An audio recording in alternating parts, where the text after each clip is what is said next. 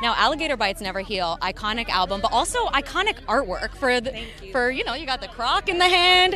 Have you interacted much with alligators since you're from Florida? Yes, so the alligator that's on the cover is actually real.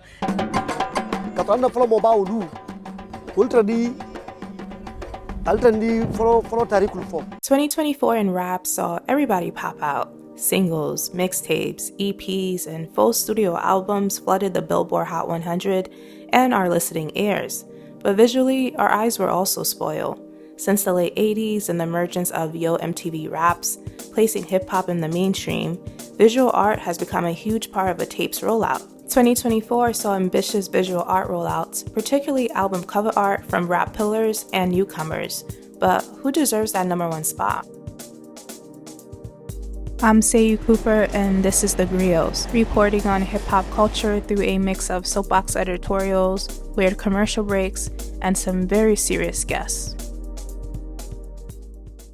Design is everywhere. It's like on your phone, it's on the street signs when you walk outside, on the bus, on the subway. And on this episode you're watching now, in fact, design is a huge part of my role running this platform. Principal journalist first and designer second. Every aspect of your viewership experience has been curated by me. I think about you all the time. I'm actually obsessed with you.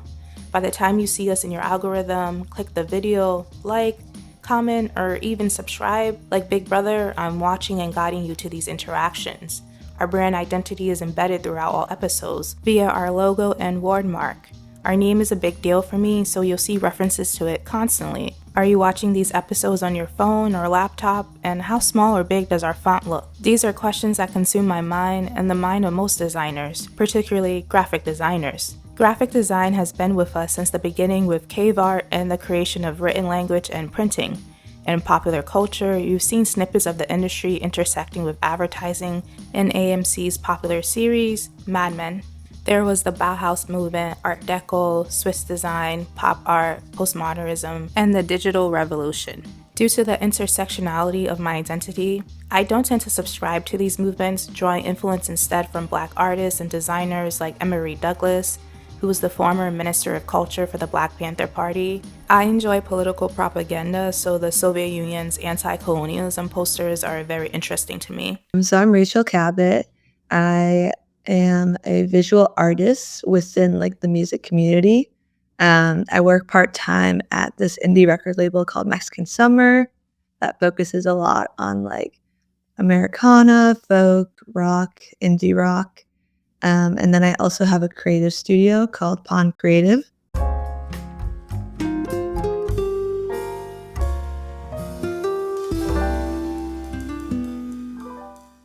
At the beginning, like the first album cover was made in 1939.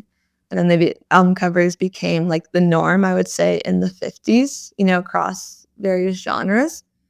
But I think it was still in the early days much more of a commercial way just to sell the album rather than the artists themselves like really thinking of like, okay, if I can really control this visual to match the messaging or the story behind the music that I'm writing, like that could really bring it to the next level. How would you describe the difference between a designer and artist? Oh, that's a good question. Collaboration goes back to me playing with Legos on my parents' living room floor with my other friends and, sharing things and things get knocked over, I would kind of consider myself like in the Venn diagram of the two. Like when I'm working for the record label or for my studio, like I am a designer and a photographer from like my artistic practice. But then when I am like working on those projects, I would say I am like a designer in this like specific way of like, oh, somebody has hired me, as opposed to like, oh, somebody saw a photo that I had taken out of my own, free time and artistic practice and like went to kind of purchase that and commission that. So going back to the design part, like how would artists come up with the vision for their cover art? Are they talking with the designer studio about what the music is about, and like what is the process from like this is an idea, a concept to like final publication. Totally, yeah. I mean, I think it's different for every musician just because like Kendrick or Tyler, they already have such a visual like mind, whereas some artists, have no idea what they want, and they can say, I trust you, like, what do you think would look cool? The Drawing Board is a creative studio that was like the creative studio that Def Jam used for their first like 10 years of album covers. So I think honestly the record label was really a resource of whoever their A&R was. They would know photographers from concerts or other press photos and would like truly just connect everybody. When rock and roll, hip hop, they're coming onto the scene, that's when you're really like seeing for the first time like characters or real stories that are being told, rather than, okay, hey, we know that for this jazz artist or for this tango artist, we're gonna like photograph them in a studio, nice suit, nice dress, and put a nice like typeface. Like now we're getting into this like personalized era. Hey, this is Sayou. So you guys are going to spend the day with me, but with a twist. You guys are going to spend the day with me through design.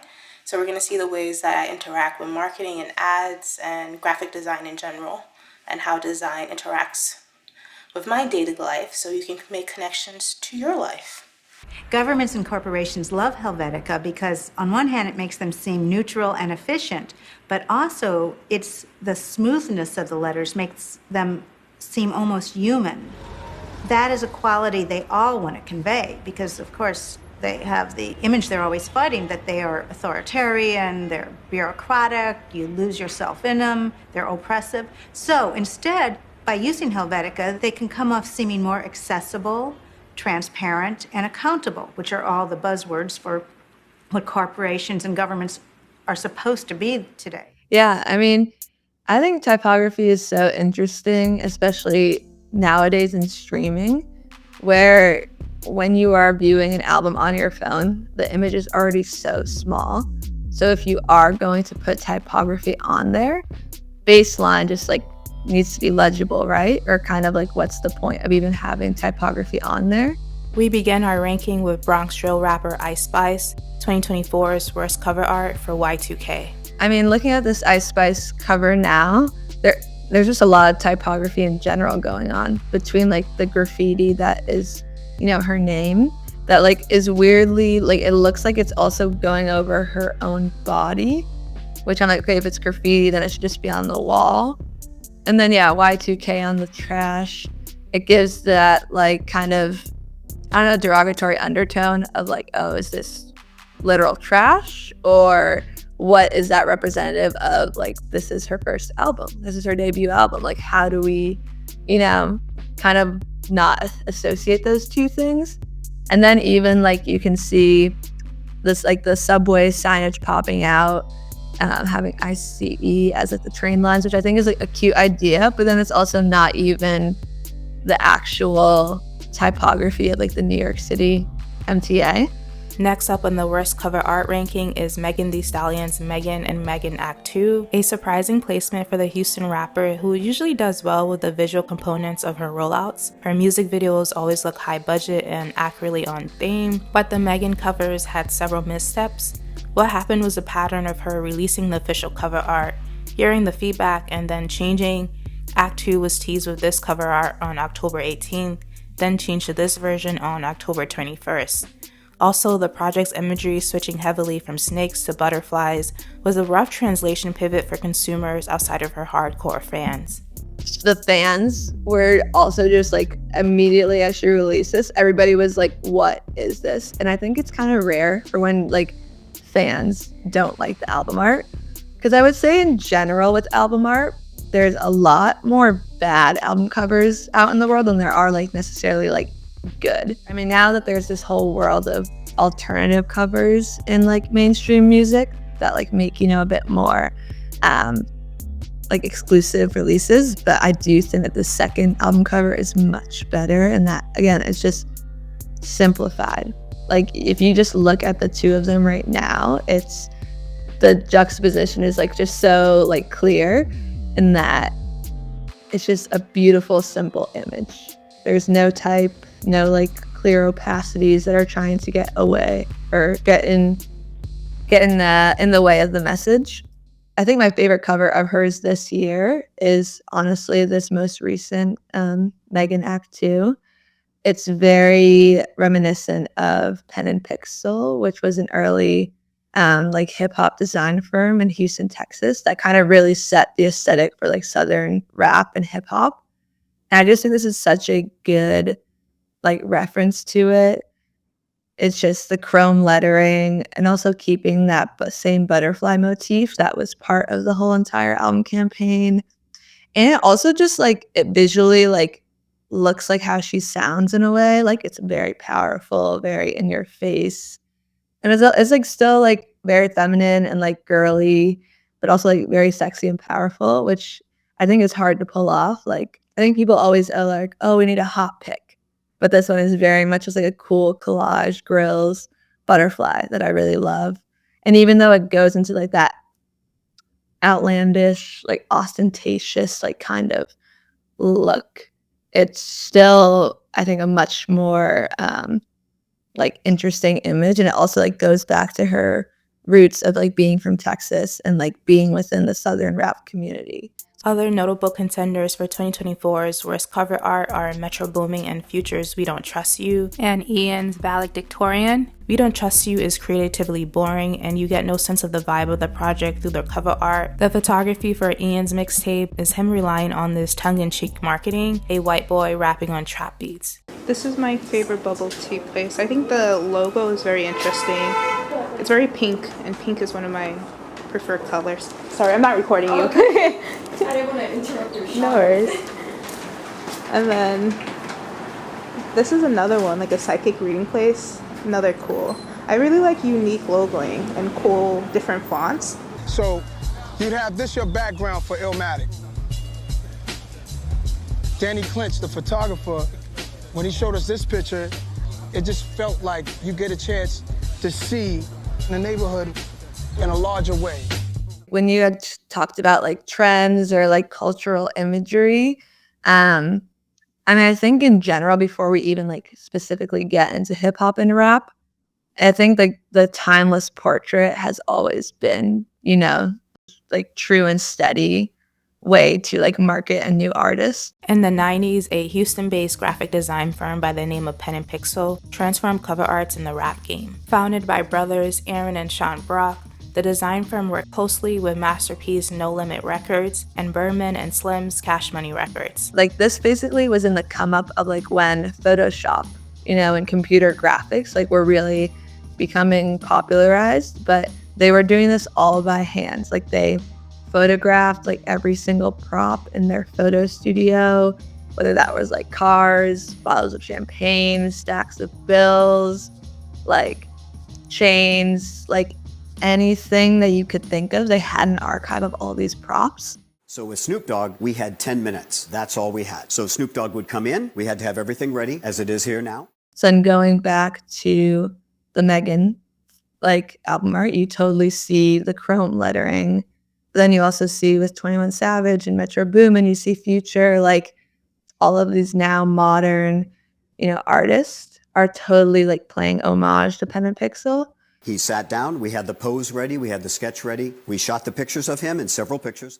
And I feel like that is such a kind of like aesthetic root of hip hop as well, is that you're always paying homage, whether it's like in your name, whether it's like paying, you know, respect to the city that you came from and the community there. And now I think album covers has become like such a new route of being able to like pay respect. Now for the name of the album. The album comes out on November 23rd, and that is actually the week of Black Friday, which I don't know if the people in UK would know what that is, but I feel like Doja and Nicki's first album covers were very much just, hey, we know that like this really commercial like looking photo shoot, Pink, is a tried and true easy way to go,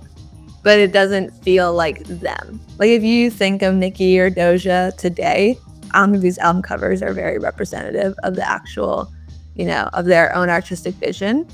While like while I was looking at Nicki's whole discography, it is like very Pink. So I think she has like, you know, taken that one thread throughout her, you know, artistic journey. It still feels like, oh, you could swap any other female artist into these covers and it could work just because it's a template. But I think within like hip hop and rap, I like have noticed such a big trend of like childhood photos. You can like see it from Nas, you know, Biggie, Lil Wayne, and like up to even, you know, Drake, 21 Savage this year, Killer Mike. I think it's, you know, they're taking the original tried and true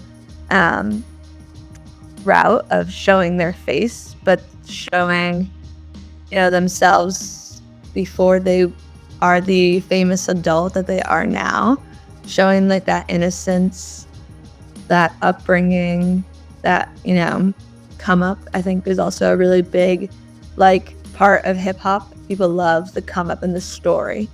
So I think this is like a really interesting and like fun, you know, way to kind of like show another side of yourself.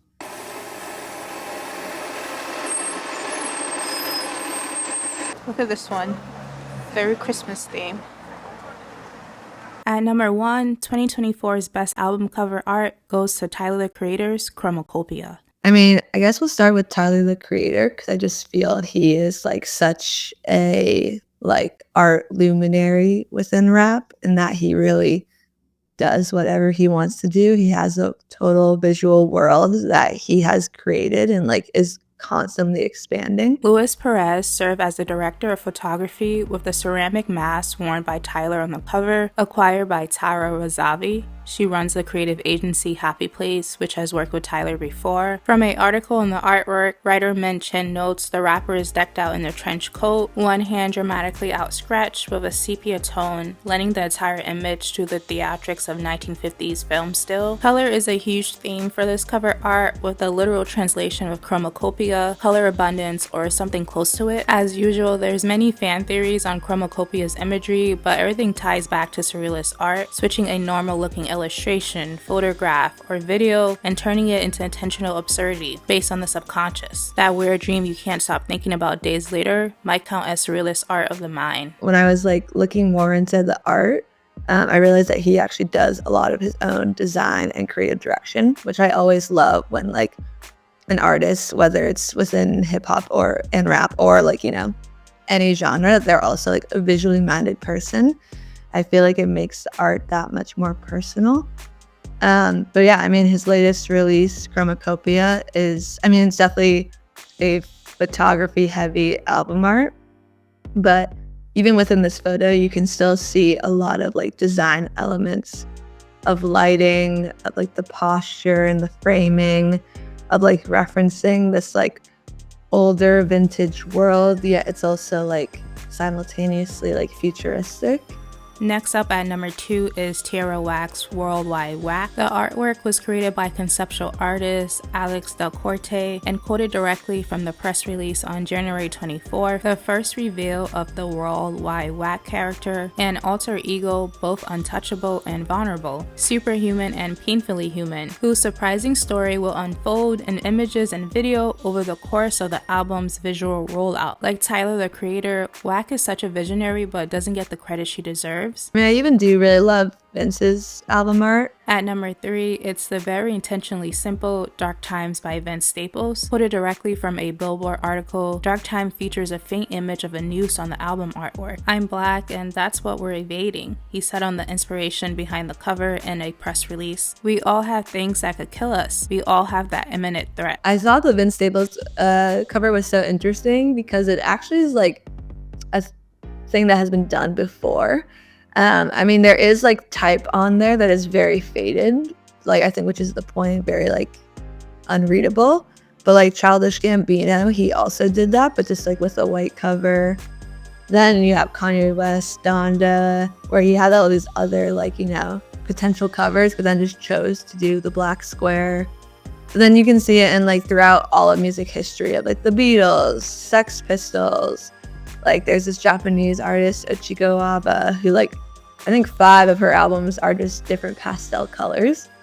Like this idea of like the color block album cover is actually like an aesthetic like device that has been used for a while. And I don't know, it's such an interesting like decision, I always think, because it is like so purposeful. Like it's ironic that it's like so simple, but it's also so like powerful in that they're like, oh, we're just not going to do anything. Tell us about the album cover. Yeah, the album cover. It's me and my homeboys in front of the White House. It's really taking, you know, people from my neighborhood and taking them around the world and letting them see things that I've experienced. I mean, I think just in the whole of music, an American flag has like a big kind of, you know, trajectory in a lot of album covers. I think specifically with like rap and hip hop, it's always has like a very political undertone. It was too hard to rank our list after number 3, considering artistic taste is so subjective. So here are some noteworthy contenders that didn't land in the top 3, but do deserve some recognition. Doechie's Alligator Bites Never Heal references Minnie Riperton's Adventures in Paradise. In her Instagram post upon its announcement, she wrote, "This mixtape embodies my resurgence, my reclaiming of power. It's a testament to my unyielding spirit and limitless creativity. In my research about alligator bites, I found that a common thread in each survivor was that the main reason they survive is because they fought back. This mixtape is my fight back. I am nobody's prey. I was born to be a predator." Kendrick Lamar's GNX is somewhere in year 2. From his catalog, it's not the most conceptually challenging, but it's right on mark considering the production and lyricism of GNX. The biggest theme, obviously, his West Coast identity. The color contrast on Rhapsody's Please Don't Cry is cool, and Gunna's 101 can be included year 2. Next up, Schoolboy Q's Blue Lips, and surprisingly Eminem's The Death of Slim Shady, because it just screams theater kid. My favorite portrait of this year, from Benny the Butcher's 4th album, Everybody Can't Go. Probably also a very hot take that I might get, you know, hate about, but I genuinely, I'm Kanye West, I think now in his later, you know, current state is like such a like visually minded person. And I think he always has been that way, you know, from that documentary, you see him saying, let's document everything because I know it's going to be of use. And I see a lot of, you know, artists, you know, paying homage to like Yeezus of having like the analog CD being the like cover art. It's like kind of like a very meta idea, but now everywhere you look, especially with like Jesus is King, also another vinyl, everyone does it. Like every 10 songs that you'll probably like see on your streaming service, you will see a like photo of a CD or a scan of like a vinyl label. Like so many people are doing that, and while I don't think he was like the first person to do this, it's also an ode to like the idea of the mixtape, you know, when people were truly just burning CDs, putting Sharpie on like the case. I think it's such a staple that people want to like look up to. In more simpler ways I interact with design, I'm just heading upstairs and I noticed the 1 and the little stairs symbol. I think that's nice. So it all started from a place that I was just literally saving album art onto my computer. I personally am like a self-taught designer, but I went to school for photography. And then during COVID, when nobody else had anything to do, I was like, I should put these online one so that my computer isn't always telling me to like get rid of space. Most of my jobs that I've gotten in life, or just people that I've met, have literally been from word of mouth, or like me emailing them emailing me. So yeah, from there it just kind of grew, where I would just like be on Discogs and I would go down like wormholes and then like find new visual artists that then would lead me to another album cover. And it's truly like whatever sparks my interest. Reporting from the east coast of the American Empire, I'm Sayou Cooper, and this is The Griots. I wrote and produced this episode.